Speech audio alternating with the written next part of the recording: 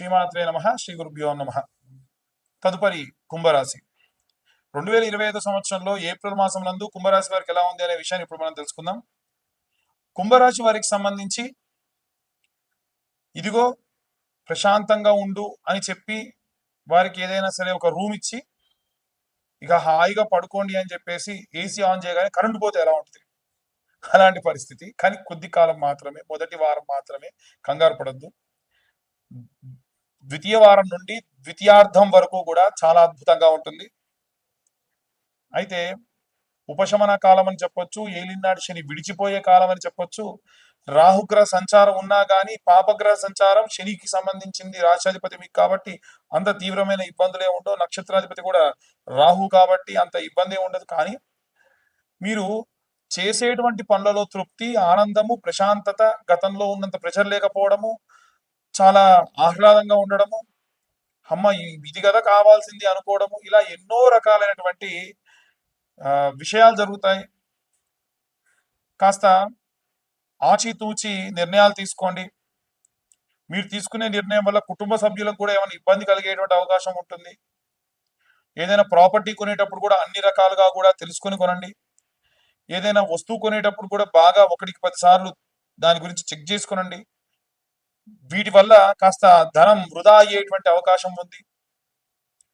ముఖ్యంగా ఎవరైనా మీ యొక్క పెద్దవాళ్ళు ఏదైనా విషయం చెప్తే దానికి సంబంధించి కాస్త ఆలోచించండి. అనవసరంగా వారు చెప్పినటువంటి మాటలని పెడచెవిన పెట్టకుండా ఉండండి.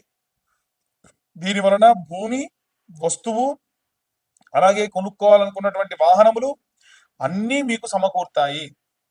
కానీ మీరు అనుకున్న దానికంటే కాస్త చిన్నవి రావచ్చు కాక స్టాండర్డ్గా 10 కాలాల పాటు ఉండేటువంటివి మీకు లభిస్తాయి. ఇవంతా గోచార రీత్యా చెప్పేటువంటి విషయములు మాత్రమే.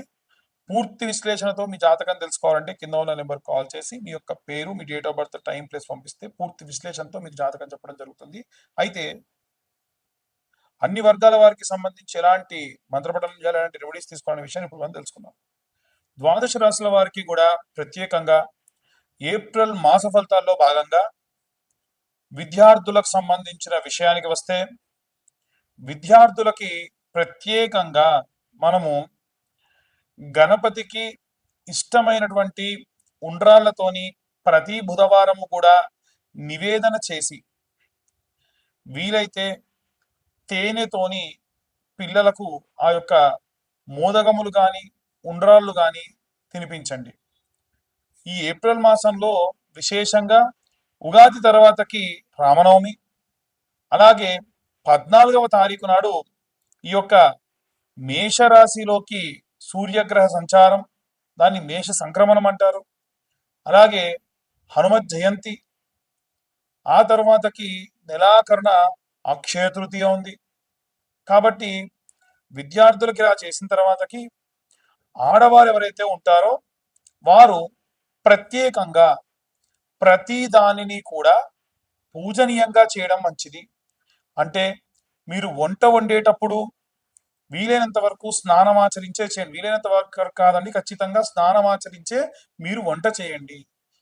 మీరు స్నానం చేసిన తర్వాతకే ఇల్లు కూడా ఊడవండి. అలా కాకుండా చేస్తే జ్యేష్ఠాదేవికి నచ్చదట. ఇంటికి దరిద్రదేవత రాకుండా ఉండాలి అంటే ఈ నియమం పాటించండి. అలాగే ఎవరైతే ఈ యొక్క వంట చేసేవారు నిత్యాగ్నిహోత్రులు కాబట్టి ఆడవారందరూ కూడా స్నానం చేసిన తర్వాతకి ప్రముఖ్యమైనటువంటి రోజులలో, ఉదాహరణకు శుక్రవారం కానీ, గురువారం కానీ, మంగళవారం కానీ వంట చేసేటువంటి పాత్రలు, వంట చేసేటువంటి గ్యాస్ స్టవ్ని నీట్గా తుడుచుకొని బొట్టు పెట్టుకున్న తర్వాతకి వంటను ప్రారంభించండి. ఇంట్లో వండినటువంటి మొట్టమొదటి నైవేద్యాన్ని దేవుడికి నివేదన చేసి తర్వాతకి ఇంట్లో ఉన్న వారందరికీ పెట్టండి. వీలైతే పూర్తిగా వండినటువంటి అన్నం గిన్నెను తీసుకెళ్లి దేవుడి దగ్గర పెట్టి కాస్తంత నెయ్యి వేసి చిటికెడు ఉప్పు వేసి దేవుడికి నివేదన చేసిన తర్వాతకే ఇంటిల్లిపాది తీసుకోండి. ఉద్యోగస్తులు ఎవరైతే ఉన్నారో వారు వీలైనంత వరకు కూడా ఉన్న 4 గురువారాలు కూడా బుధవారం రోజు రాత్రిపూట 110 శనగలు నానబెట్టి సూర్యోదయం కంటే ముందే గురువారం నాడు నిద్రలేచి సూది దారంతోని ఆ 110 శనగల్ని కూడా దండలాగుచ్చుకొని నవగ్రహాల్లో కూడా ఉన్నటువంటి బృహస్పతి గ్రహం మెడలో ఈ యొక్క శనగల దండ వేయండి. ఇలా చేయడం వల్ల ఉద్యోగంలో ఏవైనా ఇబ్బందులున్నా, ఏవైనా ప్రాబ్లమ్స్ ఉన్నా అన్నీ సాల్వ్ అయ్యి చాలా ఆనందంగా ఉంటారు. వ్యాపారస్తుల విషయానికి వస్తే ముఖ్యంగా ఎవరైతే మల్టిపుల్ వ్యాపారాలు పెట్టుకొని ఉన్నారో, లేదా చాలా బ్రాంచీలు ఉన్నాయో, లేదు చాలా పెద్దదైనటువంటి వ్యాపారం ఉందో, ఆ వ్యాపార స్థలంలో తెల్ల ఆవాలు, అలాగే కాస్తంత సాంబ్రాణి, ఆవు నెయ్యి కలిపిన పదార్థాలతోని ప్రతి శుక్రవారం నాడు కూడా నుదురు దగ్గర ఆ యొక్క తెల్ల ఆవాలు పెట్టుకొని ఆ యొక్క హోమం దగ్గర చేసేటువంటి ఆ యొక్క పాత్రలో వేయడం వలన ఖచ్చితంగా మంచి ఉపశమనం కలుగుతుంది. అలాగే వ్యాపార స్థలంలో వచ్చేటువంటి వారు ఎన్నో రకాలైనటువంటి శౌచములతో వస్తారు కాబట్టి ఎటువంటి శౌచము తగలకుండా ప్రశాంతంగా ఉంటారు. అలాగే మీ వ్యాపార స్థలం దగ్గర ఒక పేపర్ తీసుకొని వెళ్ళి షాప్ అంతా మూసేసి వెళ్ళేప్పుడు దాన్ని వెలిగించి కుడివైపు 3 సార్లు, ఎడం వైపు ఒకసారి తిప్పి అక్కడ పడేసి వెనక్కు తిరిగి చూడకుండా వెళ్ళండి. దీని వలన నరఘోష, నరపీడితములు పోతాయి. సినీ రాజకీయ రంగాల వారికి సంబంధించిన విషయానికి వస్తే నిత్యము కూడా సూర్య నమస్కారాలు చేయడం మంచిది. అది కూడా సూర్యుడు ఉదయిస్తున్న సమయంలో సూర్య నమస్కారాలు చేయండి, మంచిది. ప్రతి ఆదివారం కూడా రాజకీయ నాయకులు మిరప గింజలు, అలాగే పువ్వు రెక్కలు దోసిట్లో తీసుకొని మీ భార్యను కానీ ఎవరినైనా సరే వేయమని, దాంట్లో నీళ్లు పోయమని, ఓం నమో సూర్యాయ నమః, ఓం నమో ఆదిత్యాయ నమః, ఓం నమో శన్యా సమేతాయ నమః, ఓం శనేచ్చరాత్మజాయ నమః అని సూర్యగ్రహానికి సంబంధించి సప్త అశ్వరథ మారూఢాయ నమః, ఆదిదేవాయ నమః, అలాగే భాస్కరాయ నమః, వీలైతే సూర్యాష్టకం ఉంటుంది. ఆదిదేవ నమస్తుభ్యం ప్రసీదం మమ భాస్కర, దివాకర నమస్తుభ్యం ప్రభాకర నమోస్తుతే అని అర్ఘ్యంగా విడిచిపెట్టండి. ఇలా చేయడం వల్ల ఎన్నో రకాలైనటువంటి ఇబ్బందులతో ఉన్నటువంటి రాజకీయ నాయకులకి ఆ ఇబ్బందుల నుండి బయటపడేటువంటి అవకాశం ఉంటుంది. అలాగే సినీ రంగంలో ఉన్నటువంటి వారు ప్రత్యేకంగా ప్రతి శుక్రవారము కూడా విశేషమైన కుంకుమార్చన, అలాగే 108 నాణెములతో, ఉదాహరణకు మీరు సినీ రంగానికి మీడియా ఫీల్డ్కి సంబంధించిన వారు, మీ స్తోమత మీడియాలో పెద్ద పొజిషన్లో ఉన్న ప్రతి వారము 108 రూపాయలు మీరు అమ్మవారికి సమర్పించదలిస్తే 108 నాణెములు తీసుకెళ్ళండి, రూపాయి కాసులు.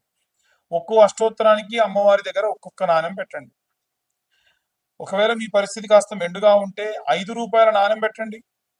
ఇలా చేయడం వల్ల కూడా మీకు చాలా ధనలాభం కలుగుతుంది. మహాలక్ష్మీదేవిని నిత్యమర్చించేటువంటి శుక్రాచార్యుడి యొక్క ప్రతీతి కాబట్టి మీకు సినీ రంగంలో అద్భుతమైనటువంటి కాలం అని చెప్పొచ్చు. అలాగే ఎవరైతే వివాహం కోసం ఎదురు చూస్తూ ఉన్నారో ఈ యొక్క ఏప్రిల్ మాసంలో 7వ తారీఖున, 14వ తారీఖున, 21వ తారీఖున, 28వ తారీఖున అమ్మాయిల కోసం వరపాశుపతము, అబ్బాయిల కోసం కన్యాపాశుపతము, రుద్రాభిషేకం హోమం చేయడం జరుగుతుంది. సామూహికంగా జరిగేది కాదండి. ఎవరు ముందు కాల్ చేసి బుక్ చేసుకుంటారో వారి వరకు మాత్రమే ఆ రోజున ఈ యొక్క పూజాధికృతం ఉంటుంది. హోమం మాత్రం ఎవరైనా ఇద్దరు ఉంటే కూర్చుండబెట్టి చేయించడం జరుగుతుంది. అలాగే ఎవరైతే ఈ యొక్క విదేశాలకు వెళ్ళాలనుకుంటూ ఉన్నారో వారు దుర్గా కవచంతో అమ్మవారిని అర్చించి ఆ కుంకుమ దగ్గర పెట్టుకొని వెళ్ళడం మంచిది. అలాగే ఎవరైతే రైతులు, సినీ రాజకీయ రంగాల వారితో పాటుగా రైతులు, కులవృత్తులు, చేతి వృత్తులు చేసేటువంటి వారు సుబ్రహ్మణ్యేశ్వర స్వామికి అభిషేకం చేయించి ఆ అభిషేకం చేసి పడినటువంటి ఆ పాలని, నీటిని తీసుకొని వెళ్ళి మీ పొలంలో చల్లుకోవడం వల్ల విశేషమైనటువంటి ఆ యొక్క భూ సమృద్ధి కలుగుతుంది. అలాగే పిల్లల దగ్గర లేకుండా వృద్ధాప్యంలో ఉన్నటువంటి వారికి 5 సోమవారాల పాటు కొబ్బరి బొండా కొట్టి ఆ నీళ్ళు అలాగే తీసుకొని వెళ్ళి శివుడి పైన మీ చేతితోని అభిషేకం చేయడం వలన శారీరకమైనటువంటి బాధలు, రుగ్మతల నుండి దూరం అవుతారు. ఇక అందరూ కూడా విశేషంగా సంపెంగ నూనెతో గాని, విప్ప నూనెతో గాని, అలాగే ఆముదంతో గాని, నువ్వుల నూనెతో గాని, ఆవు నెయ్యితో గాని, కొబ్బరి నూనెతో గాని, గానుగ నూనెతో గాని, సన్‌ఫ్లవర్ ఆయిల్‌తో గాని ఇవన్నీ కలిపిన వాటితోనైనా సరే దీపారాధన చేయడం మంచిది. నిత్యం ఉదయం ప్రాతకాలంలో అలాగే ఈ సాయం సమయంలో కూడా ఈ యొక్క దీపారాధన చేయడం వల్ల విశేషమైనటువంటి ఇంటికి ఉన్నటువంటి పీడితములు పోతాయి. ఈ యొక్క రెమెడీస్ అందరూ పాటించి ఎంతో సుభిక్షంగా ఉండాలని కోరుకుంటున్నాను. ఎవరైనా జాతకం కోసం కావాలి అంటే కింద ఉన్న నెంబర్కి మీ యొక్క డీటెయిల్స్, పేరు, డేట్ ఆఫ్ బర్త్, టైం పంపించండి. 2025 సంవత్సరంలో కేవలం 2025 రూపాయలు మాత్రమే ఛార్జ్ చేయడం జరుగుతుంది. సర్వే జనా సుఖినో భవంతు. స్వస్తి.